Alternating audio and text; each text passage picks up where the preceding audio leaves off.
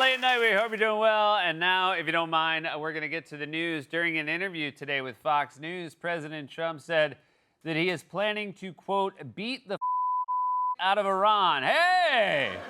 You can't use that kind of language on Fox News. What if someone under the age of 60 was watching? During his eulogy yesterday at Senator Lindsey Graham's funeral, President Trump said that virtually everyone in both political parties liked Graham and added, quote, well, not everybody. Amazing. The one time where it's perfectly acceptable to lie a little bit and he decides to tell the truth.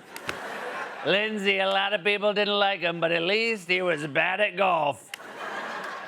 In an interview yesterday on Fox and Friends, President Trump said that the late Senator Lindsey Graham was, quote, like a member of the family in a sense, except that he liked him and spent time with him and never mind about the family thing.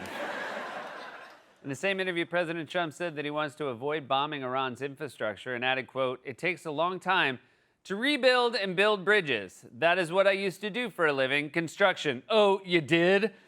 Why didn't you say something? Is that why you used to wear a hard hat all the time? I assumed it was just because your fontanelle never closed. In a letter to Republican Senator Mitch McConnell and his staff, Kentucky Governor Andy Beshear said that McConnell should resign if he cannot, quote, directly and verbally address the people of Kentucky. And the answer from McConnell was a firm no.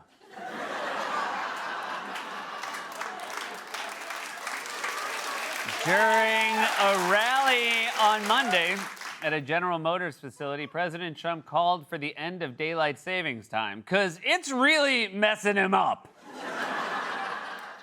During the same rally, President Trump said the cities run by Democratic politicians are always dirty and added, quote, I'm sort of a clean freak. I like clean. Really? Then why does your pool look like something that would give an X-Man his powers? It's like they were out of chlorine, so you settled for Monster Energy. Trump also said that controlling fuel prices is, quote, like playing banjo, because he doesn't know how to do that either. A Mega Millions ticket holder in Florida yesterday won the $800 million jackpot, and if I know Florida, they're going to use the money to buy 800 million more tickets. And finally, the toy company Hasbro recently partnered with a San Diego restaurant to open an immersive cafe based on the classic board game Candyland. Or if you prefer the game Risk, you can go to Taco Bell. And that was a monologue, everybody. We've got a great show for you tonight. She's a fantastic actress, you know, from Promising Young Woman, Maestro, and An Education. She stars in and executive produces the second season of Beef, currently streaming on Netflix. Carey Mulligan is back on the show, everybody. And she is a very funny comedian and actress. You've seen in Overcompensating, as well as her podcast, Ride, with Benito Skinner and Mary Beth Barone. Her latest comedy special, Galaxy Brain, is streaming now on Netflix. Our friend Mary Beth Barone is back on the show. Her special's great. Can't wait to talk to her about that.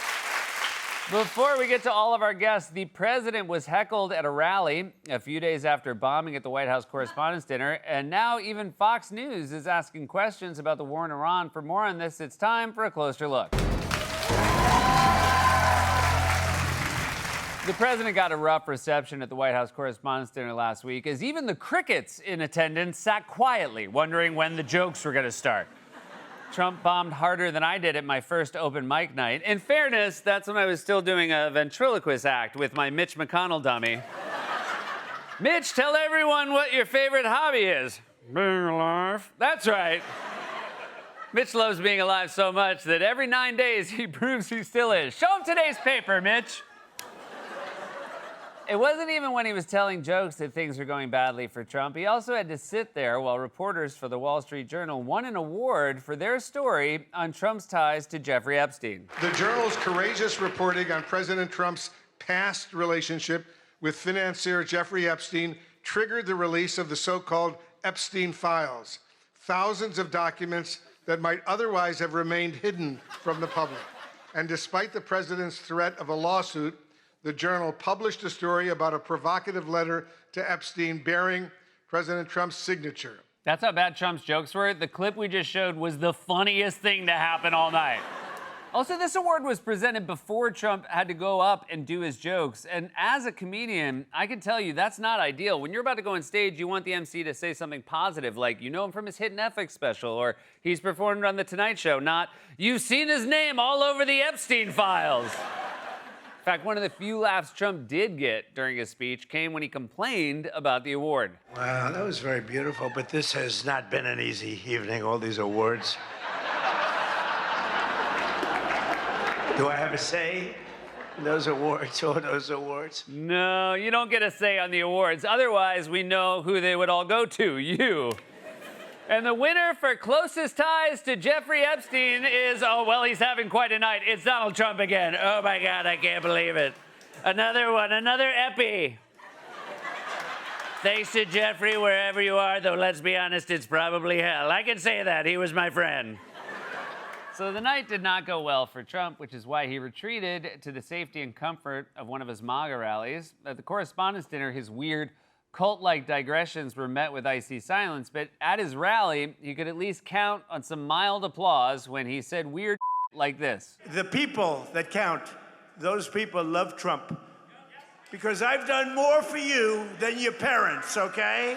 Your parents are good.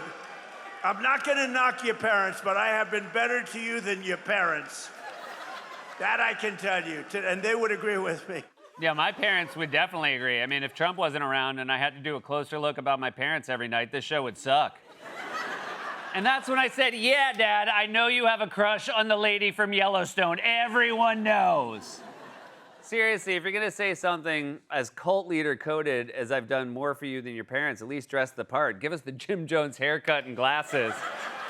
Trump said a lot of weird stuff at his rally and was clearly thrilled to be back in his element among his fellow weirdos, like his Transportation Secretary, Sean Duffy. This is a great gentleman, heads up transportation. He's also world championship tree climber, 5-time champion tree climber. Can you imagine? I only hire these crazy people that do things like that. He was the lumberjack. He was the world champion going up a tree 100 feet, right? That's high. I saw an old picture of you doing it. I said, he's crazy. That's why I like him.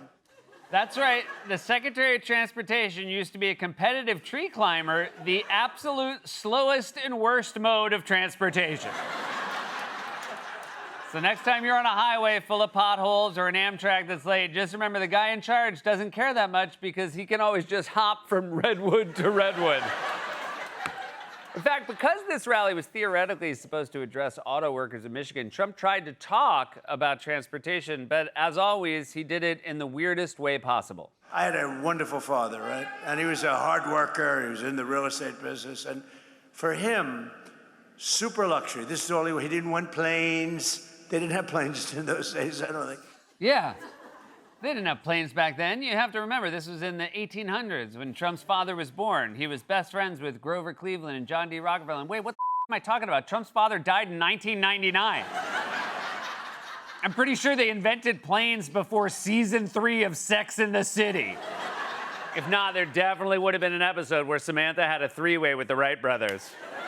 Sometimes there are two Mr. Wrights. Is that so wrong? Not a bad Samantha. Not a lot of places to use it, but not a bad one. Now, it's important to remember that Trump's ideas about the history of transportation are all over the place. Remember, this is a guy who once claimed there were airports during the Revolutionary War. The Continental Army suffered a bitter winter of Valley Forge, found glory across the waters of the Delaware, and seized victory from Cornwallis of Yorktown. Our army manned the airport. It ran the ramparts. It took over the airports. It did everything it had to do. Yeah, we all remember the famous Battle of LaGuardia, where Washington and his men crossed from Terminal A to Terminal B and surprised the British Army that was camped out at the Shake Shack. So you think there were airports in the 1700s but no planes until after your father died in 1999? Yeah, back then there were no planes. It was just Cinnabon and Hudson News, and the soldiers couldn't text their wives because their phones died and it was hard to find an outlet. I like how he was moving his head during that speech. over the railroad and the airport. So Trump needed a reset after the White House Correspondents' Dinner and thought he was escaping into the comfort of his MAGA bubble. But once again, reality interfered when the president got heckled. It was causing tremendous problems for your jobs. But now all of that is changing because I placed historic tariffs on foreign producers and manufacturers, including a 25% tariff on foreign automobiles, something that no other president had the courage to ever do.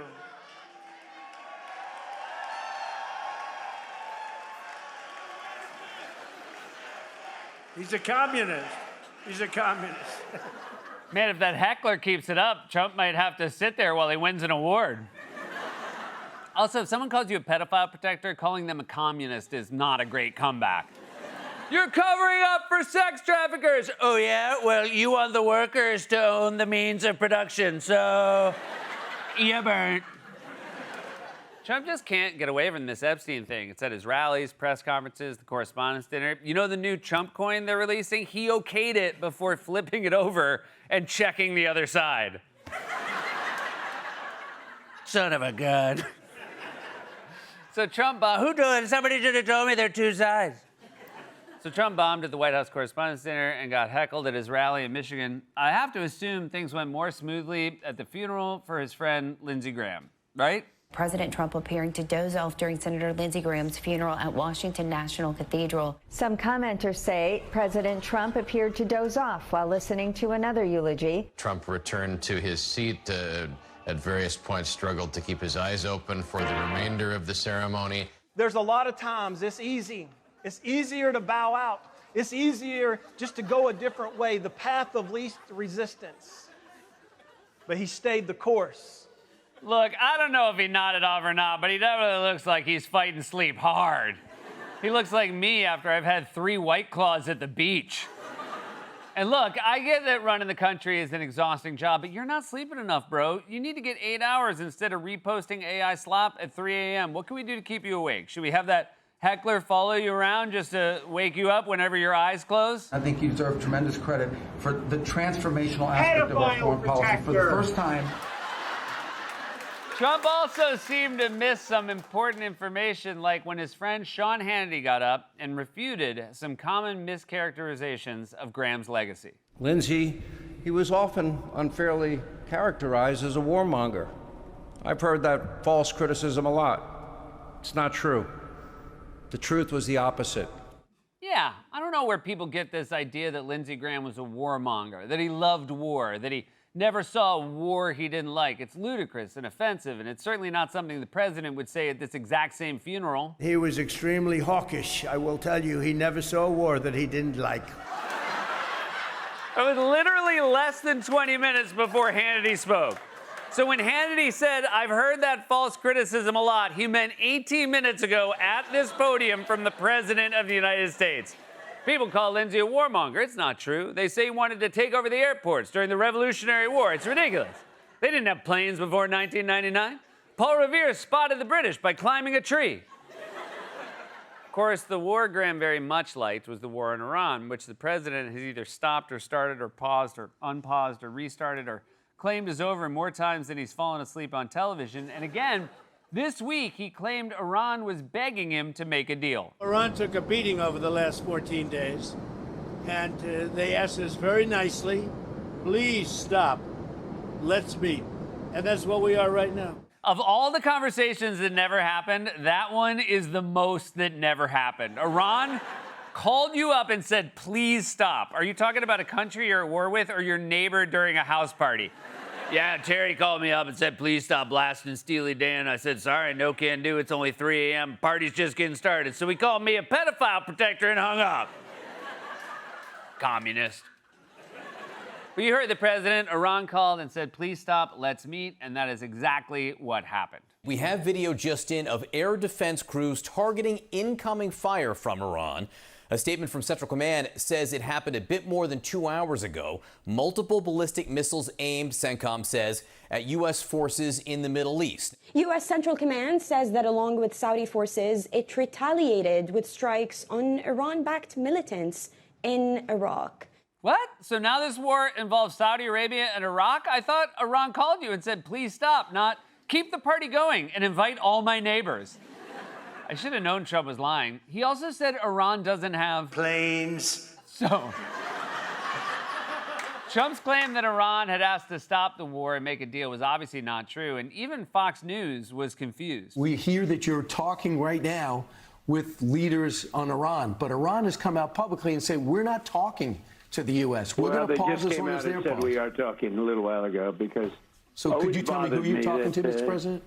For some reason, we can be in the midst of a beautiful discussion, and they'll come out and say, we're not talking, or we didn't discuss nuclear. Well, that's all we discussed because they'll never have a nuclear weapon. They understand that. And we have had some very good talks. I mean, at this point, when Fox News asks, could you tell me who you're talking to, they might just mean them. Mr. President, do you recognize my voice? It's your friend Brian. You doing okay, bud? Even the president's biggest supporters are asking him where he's getting his information. This is like when your 80-year-old grandpa tells you he just opened a new account at a bank you've never heard of.